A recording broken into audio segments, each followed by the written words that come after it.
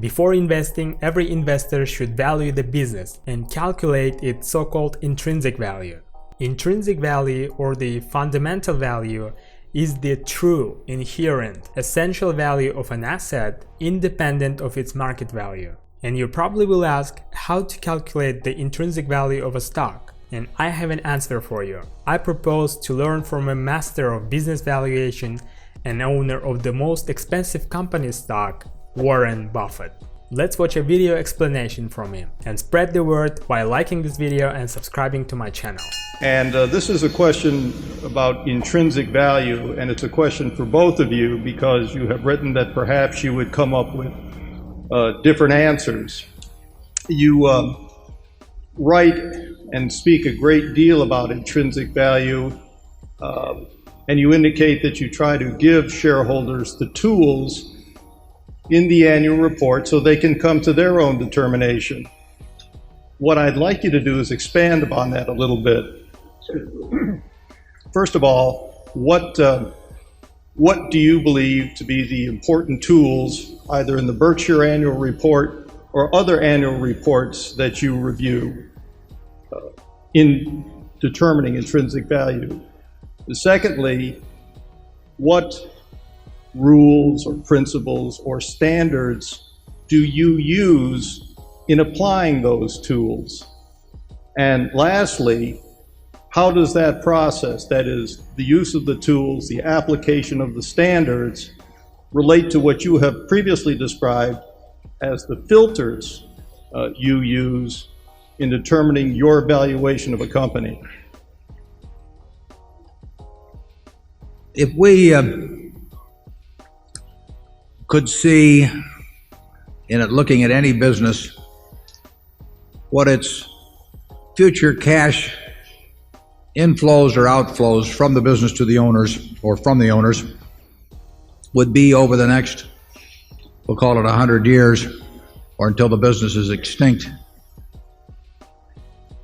and then could discount that back at the appropriate interest rate, which I'll get to in a second,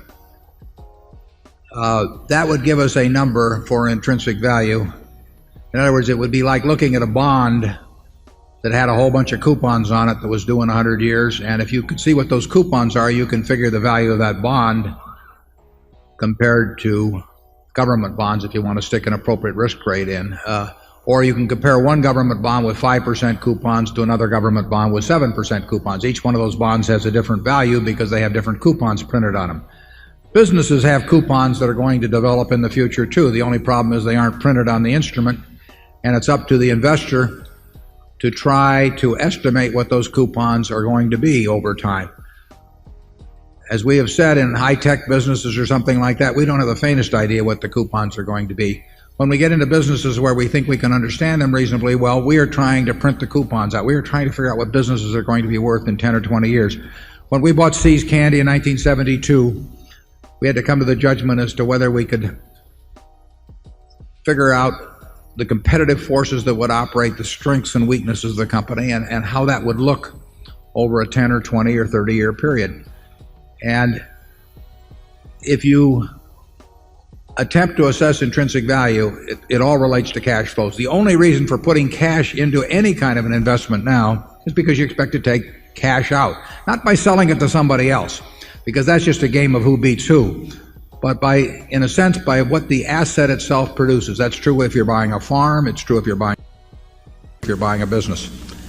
And the filters you described, there are a number of filters which say to us, we don't know what that business is going to be worth in 10 or 20 years, and we can't even make an educated guess.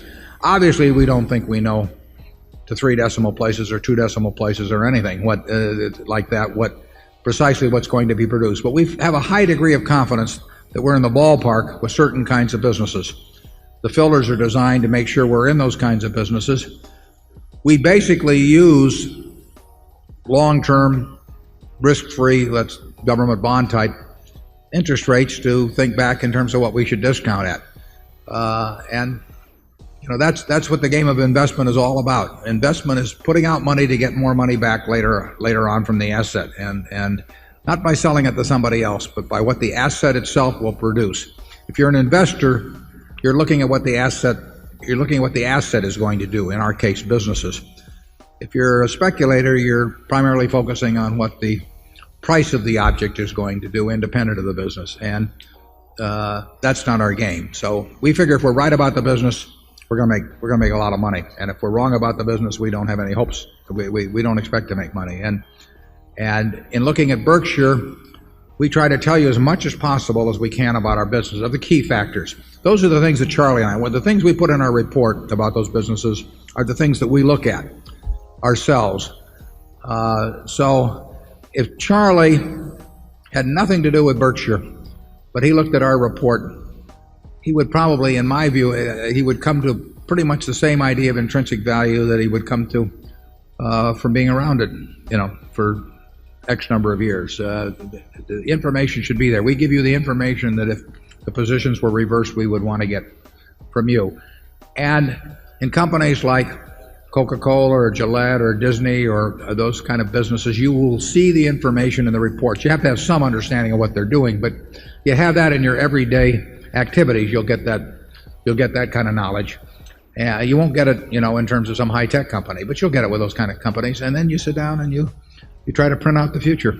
So these are the key things that you need to focus on when determining the intrinsic value of a business. Write it down or take a screenshot of it. If you wonder how Warren Buffett decides what to invest in or how he picks the best stocks, here are more of his videos. Enjoy! And don't forget to spread the word by liking this video and subscribing to my channel.